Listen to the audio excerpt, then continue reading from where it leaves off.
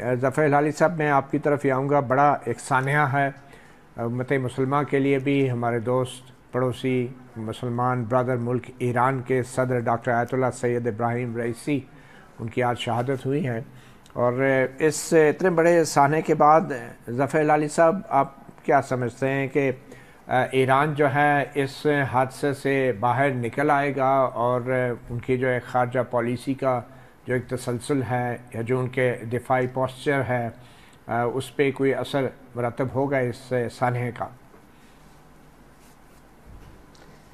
मती साहब, पहले बात तो ये है कि आपने जो बिल्कुल कहा कि ये हमारे लिए भी ये लॉस है, इसलिए कि रईसी साहब जो थे वो बड़े हमारे दोस्त थे।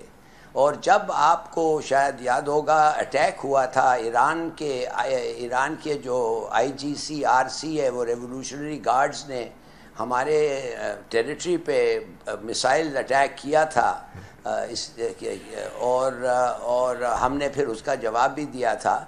तो ये थे रईसी साहब थे जो मैंने सुना है उनको ये अच्छा नहीं लगा कि बग़ैर उनको पूछे और बग़ैर गवर्नमेंट को फुली कंसल्ट करके वो अटैक हुआ है। और आपको पता है कि वेरी क्विकली उन्होंने फिर एक अपॉलोजी दिया था ईरान ने, और उसके बाद वो खुद इधर आए थे। और उनका जो विज़िट था वो बड़ा अच्छा विज़िट था। उनकी पाकिस्तान से दोस्ती जो थी सेल्फ एविडेंट थी। और मैं समझता हूँ कि हमारे लिए भी as a person who liked Pakistan, उनकी पाकिस्तान से हमदर्दी थी, हमारे लिए भी ये बहुत बड़ा नुकसान है। तो दुआ करते हैं उनके सोल के लिए। तो आपको लगता है कि इस हादसे के पीछे कोई जी आप बता रहे थे कि तसलसल में कोई फ़र्क आएगा ईरान के दिफाई पोस्चर में या उनकी पॉलिसियों में?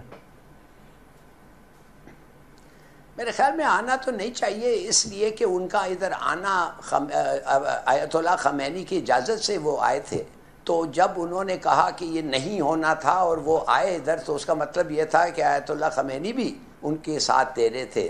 तो मेरे ख्याल में जो अगला आदमी आएगा वो भी आखिर he will only be able to stand, इसलिए कि आयतुल्लाह ख़मैनी का उनके पास सपोर्ट है, तो वो भी वही एक किस्म का स्टेट रखेगा। मगर जितना इनका पर्सनल रिगार्ड था पाकिस्तान के लिए, मेरे ख्याल में अगर वो शायद ना हो उस हद तक, it will definitely be a loss for Pakistan.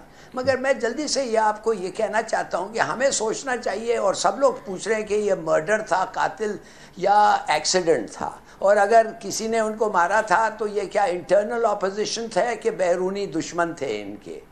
तो मेरे ख्याल में ये सवाल जो है इसको हम अगर जल्दी से डिस्कस कर लें इस प्रोग्राम पे, अगर आपकी इजाज़त से। जी प्लीज़ गो अहेड। तो मैं ये समझता हूँ कि मैंने और शायद आपने भी अगर सुना है कि इनकी और ख़मैनी साहब की कोई लड़ाई हुई थी, तो ऐसा कुछ हमने तो नहीं सुना है। तो थे वो ख़मैनी साहब के सपोर्टर, उनके नॉमिनी थे। तो मेरे ख्याल में उधर से तो कोई नाराज़गी इनके बारे से है ही नहीं। अब वो कहते हैं कि वो ख़मैनी साहब के वो ख़ुद सक्सेसर थे, और शायद जो लोग ख़मैनी साहब को समझते हैं कि वो इतने अनसपोर्टिव ऑफ हिम, शायद वो उन लोग जो थे इनके साथ नहीं है। मगर मेरा ख्याल में दैट्स अ लॉन्ग, इट्स वो क्या कहते हैं, दैट्स वो लंबी कहानी है, और वो नहीं समझता it matters at the moment. अगला प्रेसिडेंट भी होगा, उनका ये नॉमिनी होगा। तो इंटरनली मैं नहीं समझता हूँ कोई ऐसा प्लॉट था जो उनको कत्ल किया। बाहर का अगर आप समझ ये फॉरेन, जाहिर है इजराइल इनका दुश्मन है, अमेरिका कुछ हद तक दुश्मन है।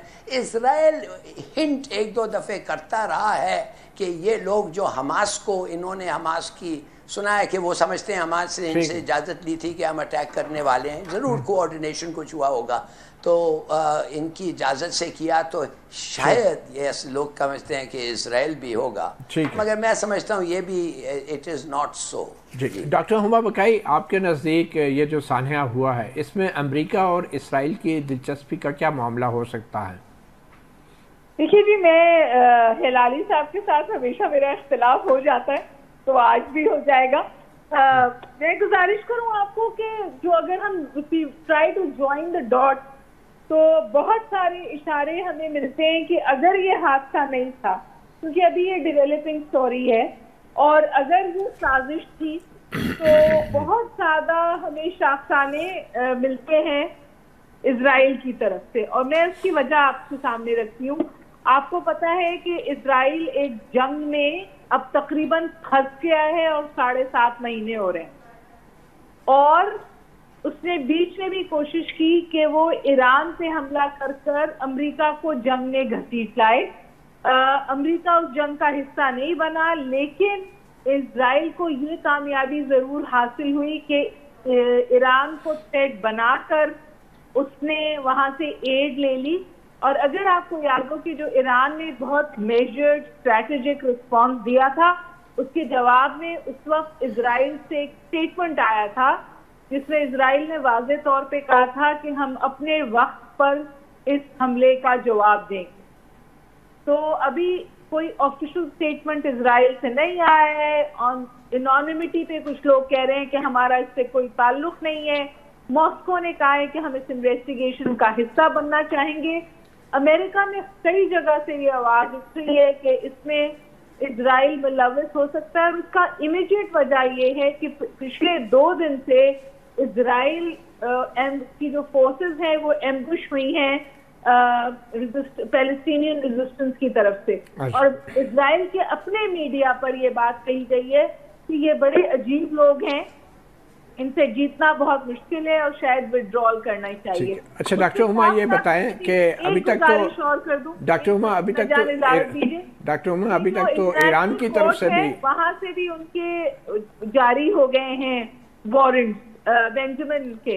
तो इजराइल खासा डेस्परेट है, और ये मुझे अगर ये साजिश है तो ये एक्ट ऑफ डेस्परेशन हो सकती है। अच्छा मतीन हैदर, क्या इत्तलात हैं आपके पास? क्या ईरान ने कोई बाकायदा तौर पे हादसे की वजूहात बताई हैं, और क्या ईरान के अंदर कोई ऐसा शकूक व शुबहात का इजहार किया जा रहा है कि इसमें इसराइल भी मुलव्वस हो सकता है?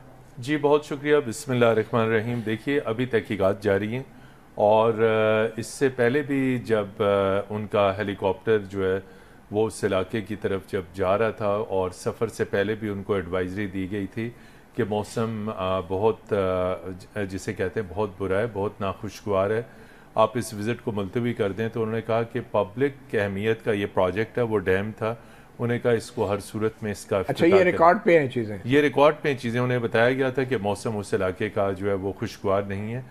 और जहाँ तक हेलीकॉप्टर, ये बेल हेलीकॉप्टर, ये जो रिकॉर्ड पे आप कह रहे हैं कि मौसम नाखुशगवार होने की बातें हो रही थी, ये कहीं प्रेस में मीडिया में रिपोर्ट भी हुआ था या कोई वेदर रिपोर्ट भी थी? ये वेदर रिपोर्ट होती है जब देखें आपने भी बहुत इन पे हेलीकॉप्टर्स पे ट्रेवल किया हुआ है तो ये सारे का सारा जर्नी जो है वो पहले वेदर एडवाइजरी के ऊपर होता है, और फिर उसमें यह है कि चूँकि अमेरिकन बेल हेलीकॉप्टर थे तो बहुत पुराने, लेकिन इनकी मुकम्मल मेंटेनेंस, चेकिंग, टेक्निकल फिटनेस, ये तमाम तर चीज़ें देखी जाती हैं। उसके बाद फिर इसको उड़ान की इजाज़त दी जाती है। फिर भी हल्का फुल्का जब मौसम हो उसमें ये जो हेलीकॉप्टर है वो निकल जाता है। लेकिन जिस इलाके में ये फंसा है वहाँ पे शदीद धुंध, उसके बाद पहले कहा जाता है कि बारिश थी, फिर उसके बाद बर्फबारी थी। तो मैं नहीं समझता कि इसमें कोई साजिश हो सकती है। हालांकि आज़रबाईजान प्रोविंस था जो आज़रबाईजान के साथ अटैच करता है, और उसमें कहा जा रहा था कि आज़री लीडरशिप भी थी उस इवेंट के अंदर। तो जिस तरह डॉक्टर हुमा बकाई साहबा ने कहा कि इसमें इजराइल का कोई एलिमेंट, कोई चीज़, लेकिन ये तमाम तर चीज़ें उस वक्त सामने आएंगी जब तहकीकात होगी। अब ये तमाम तर चीज़ें कबल अज़ वक्त है। फ़िलहाल ये एक जिसे कहते हैं एक टेक्निकल फॉल्ट या मौसम की ख़राबी के बायस पायलट को ज़ाहिर बात है कोई रास्ता भी नहीं नज़र आ सका होगा, कोई ऐसी चीज़ होगी जिसके बायस ये क्रैश कर गया। अलबत्ता आपने शुरू में सही कहा कि it's a big loss for Iran, और दूसरे इस वक्त जो मौजूदा वो सुप्रीम लीडर हैं आयतुल्ला सैयद अली खामनाई, उनके दस्ते रास्त थे। इजराइल का मामला हो, गजा की जंग हो, और ये जो इख्तिलाफात वाली बातें थी, ये कोई ऐसी इन्हें इख्तिलाफात वाली ऐसी बातें नहीं होती, चूँकि वो उनके इंतहाई मोतमद ख़ास थे, और इख्तिलाफात की किसी किस्म की कोई बातें नहीं है। वो आज भी ईरान में पॉलिसी साजी में, फ़ैसलों में, चाहे दफा है, सफारत है, इंटरनेशनल रिलेशंस है, सैयद अली खामनाई का हाथ होता है, उनकी ब्लेसिंग्स होती हैं। तो इख्तिलाफात की बात सही नहीं है।